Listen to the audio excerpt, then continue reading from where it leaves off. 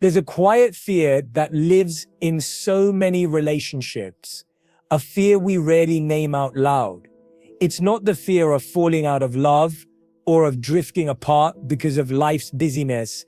It's the fear that one day you'll stop feeling safe with the person you love the most. Because when emotional safety disappears, you begin to filter your words before they leave your lips.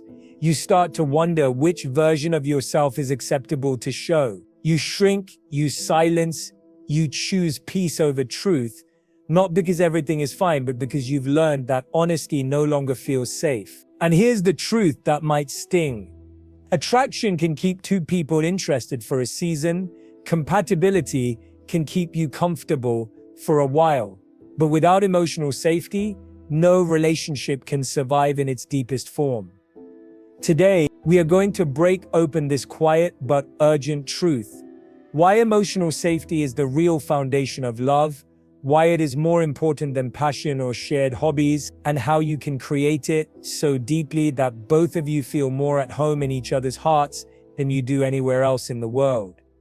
If you've ever felt like you're walking on eggshells, like love has become a place of caution instead of refuge, or like the smallest conflicts turn into unspoken distances, by the end of this video, you will know exactly how to transform that fear into trust, that tension into connection, and that silence into a love where both of you can finally breathe again. Understanding the core of emotional safety. Emotional safety is not about never arguing, it's not about always agreeing, and it's not about tiptoeing around difficult truths to keep the peace. It is the deep, unwavering sense that no matter what you say, feel, or fear, the other person will hold it with care instead of turning it into a weapon. It's what allows you to say, "I'm scared," without being mocked. It's what allows you to confess, "I was wrong," without being humiliated. It's what makes vulnerability feel like a bridge, not a trap. When emotional safety exists, you can let down the armor you've been wearing everywhere else in the world. You don't have to rehearse your sentences in your head before you speak them. You don't have to fear that your soft spots will be exposed and left unprotected. Most couples don't lose emotional safety in one dramatic moment. It's not always a betrayal or an explosive. More often, it's the little things, small repeated breaches of trust that erode the feeling of security. It might look like a sharp comment during a disagreement, a dismissive shrug when something important is shared, an eye roll that silently says, "You're overreacting," a sarcastic joke at your expense in front of friends. These moments are rarely remembered as big turning points, but they plant seeds of caution in your heart. And soon, without meaning to, you begin choosing silence over honesty, detachment over risk, because you've learned that speaking your truth is not worth the emotional cost. Imagine a couple, we'll call them Daniel and Maya. In the beginning, they talk about everything, their fears, dreams, embarrassing moments from childhood. Daniel tells Maya about a mistake he made at work, and she listens without judgment. Maya confides about her struggles with anxiety, and Daniel holds her hand until she feels steady again. But over time, tiny fractures appear. One night, during a disagreement, Maya says something clumsy and Daniel mocks the way she worded it. They both laugh it off in the moment, but later she remembers the sting. A few weeks later, Daniel shares an idea he's excited about, and Maya dismisses it without thinking, saying, "That would never work." He doesn't push the conversation, but the next time he has an idea, he keeps it to himself. Neither of them means to harm the other, but piece by piece, without realizing it, they are building walls in the very place they once built bridges. The absence of emotional safety is what makes people feel lonely, even when they are in love. You can share a bed, share meals, share a life, and still feel like you are carrying your inner world alone. This kind of loneliness is not about physical distance, it's about emotional distance. It grows every time your partner's reaction teaches you to hide instead of and when hiding becomes the habit, connection turns into routine, and routine turns into quiet resentment. Why it matters more than attraction or compatibility. Attraction can bring two people together. Compatibility can make life easier, but neither of them can guarantee that you feel safe enough to be fully known. You can be wildly attracted to someone and still feel tense in their presence. You can be compatible on paper, same values, similar lifestyles, and still feel emotionally unsafe. But emotional safety creates an environment where attraction can keep growing and compatibility feels alive. It is the climate in which intimacy flourishes and love deepens over time. Without it, every other strength in your relationship will eventually feel fragile. Sometimes people don't even realize emotional safety is gone until they notice the symptoms. You stop sharing the little details of your day because you assume the other person won't care. You avoid bringing up certain topics because you expect them to lead to conflict. You start venting to friends instead of opening up to your partner. You feel more relaxed alone than you do together. These are not signs that love is gone, they are signs that love is operating in survival mode. The good news is, emotional safety can be It's not an unchangeable trait you either have or you don't. It's a skill, a choice, a way of relating that can be learned and strengthened over time. The first step is awareness. Notice your micro reactions. Not the big fights, those are obvious. The small, almost invisible moments, when your partner interrupts you, when they disagree, when they share something you don't understand. Do your eyes soften or harden? Does your body lean in or pull back? Does your tone invite them to keep speaking or warn them to stop? Micro reactions are the invisible signals that tell your partner whether they are safe or not, and the most powerful changes often begin by changing these subtle signals before anything else. Tonight, choose one conversation to be entirely safe. No interruptions, no dismissive, no multitasking, just listening, with the kind of attention you gave each other when you first met. Because emotional safety isn't built in grand gestures, it's built in the quiet, consistent moments where your partner learns again and again that they are safe with you. Emotional safety. It's something you often don't notice leaving until you feel the silence it leaves behind. It rarely disappears in a dramatic collapse. More often it erodes like a coastline, wave after quiet wave, until you look up one day and realize the shore you stood on together has been worn away. And the truth is, it's not usually the explosive arguments or the obvious betrayals that take it from you. It's the subtle, everyday habits, the ones that slip in unnoticed, small enough to feel harmless, but steady enough to reshape the way you trust each other. They begin as tiny cracks in the foundation, and if they're left unaddressed, they widen into walls. There are 3 of these quiet destroyers, and once you see them clearly, you'll understand why they can do more damage than a single dramatic wound. The first silent killer, dismissal in disguise. Dismissal doesn't always sound like you're overreacting or that's ridiculous. Sometimes it's the small sigh when your partner the glance at your phone mid-conversation, the quick change of subject when something they've shared feels inconvenient to your mood. On the surface, it might seem like nothing, but inside, it sends a message: your feelings aren't worth staying with. And that message doesn't need to be spoken often before it becomes a rule in your partner's mind. Keep this to yourself. It's easier that way. A scene that happens more often than we admit. You've had a long, exhausting day. Something at work unsettled you. Maybe it was an offhand comment from your boss. Maybe an unexpected bill that pushed your budget to the edge. You come home, ready to unload the weight from your shoulders. You start to explain, but your partner, without thinking, says, "It's not a big deal. You'll be fine." And maybe they meant to comfort you. Maybe they thought they were helping you put things in perspective. But what you actually hear is, "Don't bring that here." So next time you don't. How to undo this pattern? The cure for dismissal is not agreeing with everything your partner says. It's making space for it. You can validate their feelings, even if you see things differently. Instead of brushing it off, lean in and say, "It sounds like that really got to you. What made it hit so hard?" Simple words, but they tell your partner, "You're safe to bring this here. I'm not turning away." Every time you choose curiosity over dismissal, you invite them back into emotional closeness. The second silent killer, weaponizing vulnerability. Vulnerability is a gift. When someone opens a window into their private world, their fears, their mistakes, their insecurities, they're handing you something breakable. The trust is in believing you'll hold it with both hands. But when vulnerability gets turned into ammunition, even once, that trust shatters fast. Months ago, your partner told you about something that's always made them insecure. Maybe the way they look in certain clothes. Maybe the way they freeze up in social situations. It was private, tender, given in trust. Then during a heated argument, you say you're always so sensitive about that it's exhausting. It slips out, maybe without thought. But in their mind, the lesson is loud and clear. The parts of me I let you see can and will be used against me. And next time they keep that part of themselves hidden. How to undo this pattern? Make an unbreakable rule in your relationship. Anything shared in trust stays protected, even in conflict, even in anger, even when you feel tempted to throw something sharp just to make a point. Instead, when something sensitive comes up, anchor the trust even deeper. Say, I remember you've shared this with me before.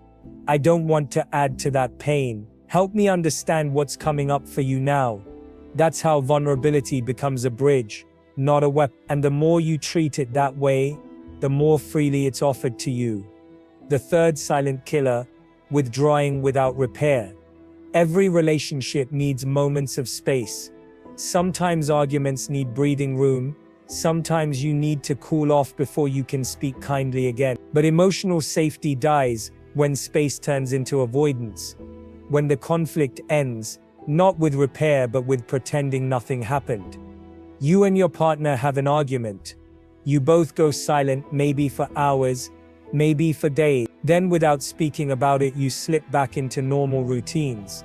No one apologizes, no one explains, no one makes sure the wound has actually closed. And so the hurt stays there invisible, but you both carry it like a shadow, and over time these shadows overlap until the whole relationship feels dim. How to undo this pattern? Make repair a ritual. Even if the conversation is uncomfortable, always return to say, I want to make sure we're okay before we move forward. Repair doesn't require agreement on every detail. It requires reassurance. It's the act of saying, I may not understand everything yet, but I choose us over this. When repair becomes a habit, conflict stops being a sign of danger and starts being a doorway to deeper understanding. Why these three matter so much? Dismissal in disguise, weaponizing vulnerability, withdrawing without repair. They might look different, but they all whisper the same warning into the heart. You're not fully safe here. And when that warning becomes familiar, love starts to operate in survival mode.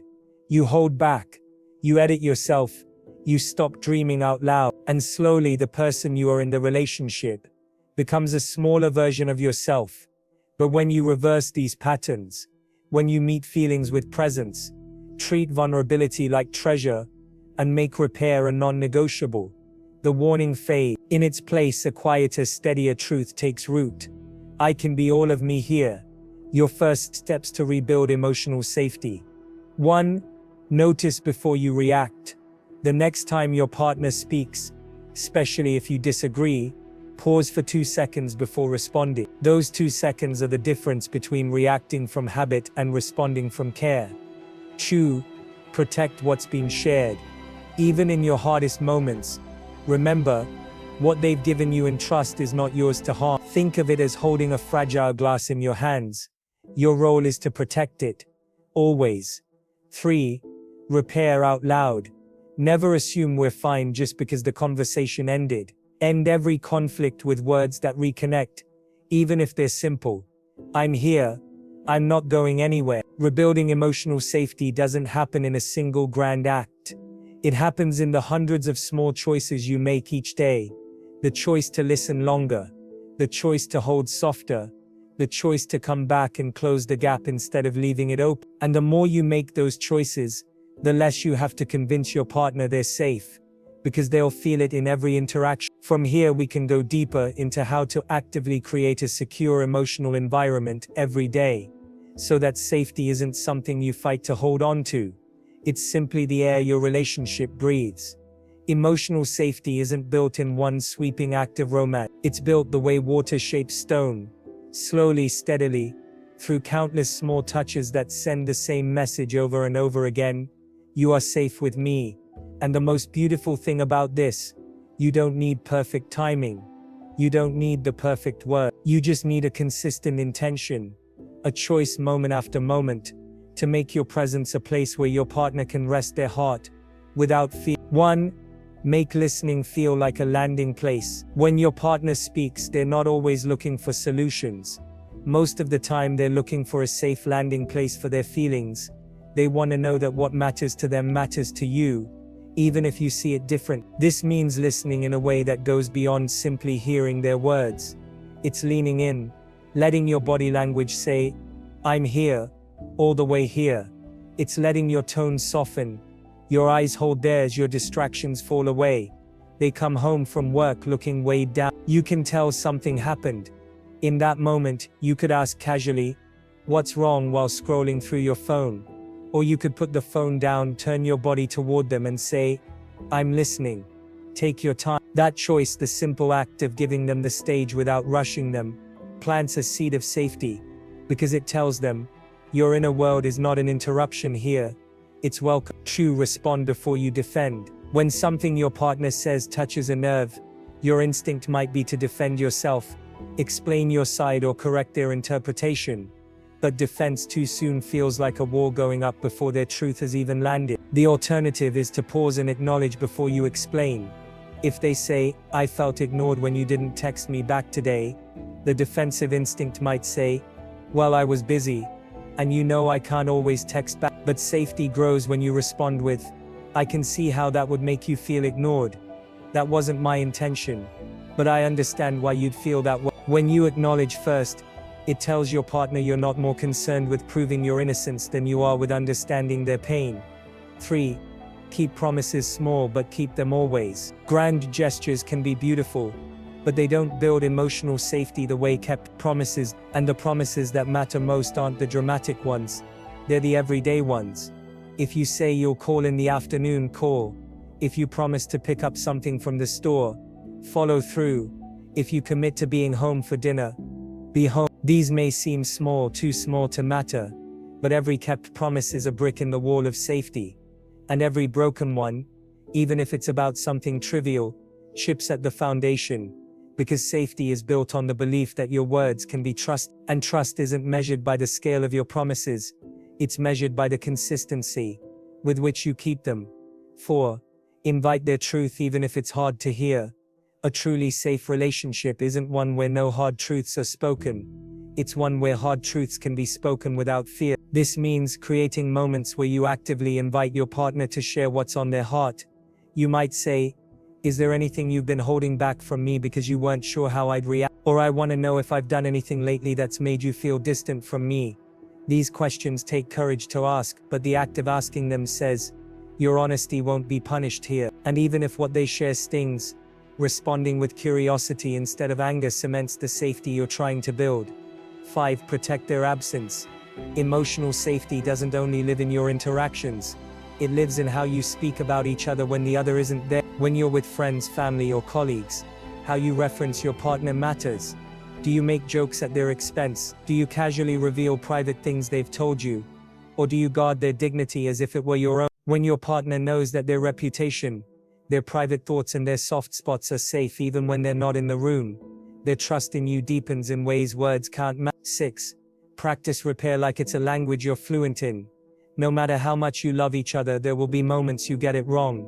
You'll say the thing you shouldn't have said. You'll miss the moment they needed you most.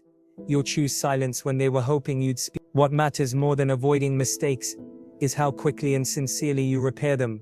Repair isn't just apologizing. It's showing that you understand the impact of your actions and committing to doing better. It's saying, "I see how that hurt you, and I care more about rebuilding than defending myself." The more naturally you move toward repair, the safer your partner feels to take emotional risks with you. When emotional safety becomes the climate of your relationship, everything else changes. Arguments still happen, but they no longer leave long-lasting scars. Vulnerability is no longer rationed. It flows freely. You stop bracing for each other's reactions and start leaning into each other's presence. And perhaps most profoundly, emotional safety creates room for joy. Because when you're not guarding yourself, when you're not calculating every word, you can actually play again. You can laugh without fear of being misunderstood. You can dream out loud without fear of being Every day, ask yourself, did I make my partner feel more safe with me today? Or less? You'll know the answer without having to think long. Because safety isn't an abstract concept. It's felt in the tone of your voice, the softness of your eyes, the steadiness of your presence. When you live with that question guiding you, you stop waiting for safety to just happen and start building it intentionally. The world outside can be sharp. It can exhaust you, criticize you, misunderstand you, and leave you carrying 1,000 unspoken weight. Your relationship can be the place where those weights are set down, but only if you make it so. Only if you choose, every day, to be a shelter instead of another storm. And that choice, repeated over months and years, doesn't just protect your love, it deepens it until you realize something remarkable. Emotional safety wasn't just the foundation of your relationship. It was the soil in which the most beautiful parts of it could grow. Emotional safety isn't something you build once and then lock away, certain it will last forever. It's a living, breathing part of your relationship. And like anything living, it needs daily care. Not grand, exhausting efforts, but small, consistent acts that say, I see you. I choose you. You're safe here. These rituals are not about perfection. They're about presence. They're about showing up in ways that make your partner's nervous system relax the moment you enter the room. Here are the daily habits that keep that safety alive. Start and end the day with connection. The bookends of your day matter. The first moments after you wake and the last before you sleep set the tone for how safe and seen your partner feels. In the morning, take even 30 seconds to make eye contact, smile, and say something that grounds you both. Good morning, I'm glad you're here. At night, even if you're tired or stressed, take a moment to soften your voice and let them know you're ending the day together, not apart. I love you. We're okay. These short but consistent rituals remind your partner and yourself that no matter what happened in between, the connection is still the anchor. To offer unprompted appreciation. Safety grows when love isn't only expressed in response to a request. Make it a habit to notice something about your partner, their effort, their kindness, their resilience, and name it out loud. It could be as small as, I noticed how patient you were with the kids today. That meant a lot. Or thank you for handling dinner. It made my evening easier. These acknowledgements are like drops of water for the roots of your relationship. They keep things alive beneath the surface, even on hard days. 3. Ask and listen without rushing. Once a day, create space for a real check-in, not the autopilot, how was your day? That gets answered with fine. Instead, try, what's been on your mind the most today? Was there a moment that made you feel stressed or happy that I don't know about yet? Then listen, without checking the clock, without thinking about your reply, without looking at your phone, because the gift of your full attention is one of the rarest and safest gifts you can give. 4. Keep a private language of comfort. Every couple has little phrases, gestures, or inside jokes that mean more than they seem. A squeeze of the hand in public, a certain word that says, I'm with you, without having to explain. Treat these small rituals as sacred, because they are. They remind you both that no matter where you are or what's happening, you have a way to quietly say, you are safe, and we are together in this. 5. Close every conflict with a bridge. Even when disagreements don't end perfectly, they should end with connection. That doesn't mean pretending nothing happened.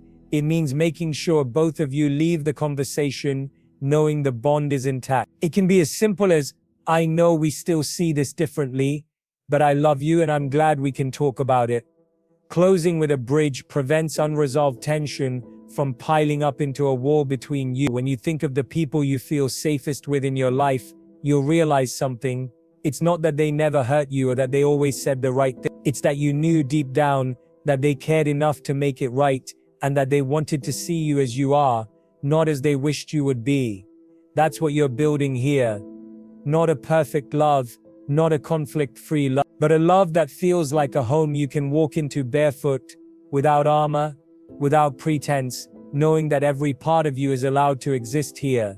Safety isn't soft, it's strong. It's the strength to keep showing up when it's easier to shut down. It's the courage to tell the truth, knowing it might lead to a hard conversation, but trusting it won't lead to punishment. It's the patience to keep rebuilding, even when old habits try to sneak back in. And when you give that to each other, you don't just protect your relationship from breaking, you give it the space to become something extraordinary. If this spoke to you, if you felt something stir while listening, it's because deep down you know you deserve this kind of safety and love. And so does your partner. So keep this message alive by coming back to it, by practicing it, by making it a part of how you love every single day. And if you want more conversations like this, the kind that reach deeper than surface level advice and remind you of the love you're capable of creating, I'd be honored if you joined our Heartnest family. You can do that by liking this video so it reaches others who need it, and subscribing so we can keep walking this journey together, because love isn't just about finding the right person, it's about building the right home for both hearts to live in. And here in this space, we'll keep learning how to build it, one safe, steady brick at a time.